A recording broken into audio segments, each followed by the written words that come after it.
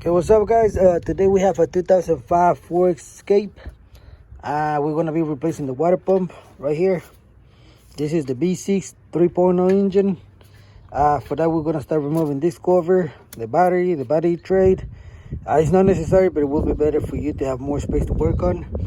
We're gonna be removing the intake housing over here. Okay, let's get to it. And back after removing everything, we're gonna be removing these two hoses, and then the tensioner for the belt, and then a water pump is right there. We're gonna be removing that with some 8 millimeters or 10 millimeters. We'll see that. Okay, we have removed the housing over here. Now we're removing the pump. This pump doesn't have a tensioner. Don't know why. Normally they have to have a tensioner right here, but doesn't have one. So we're gonna be removing this bowl. All of them are 8 millimeters. They're about 268 of them rounded.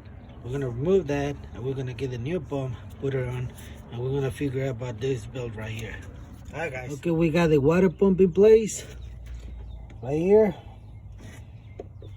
So now we're gonna put everything back in place, like the housing over here, the battery, the intake.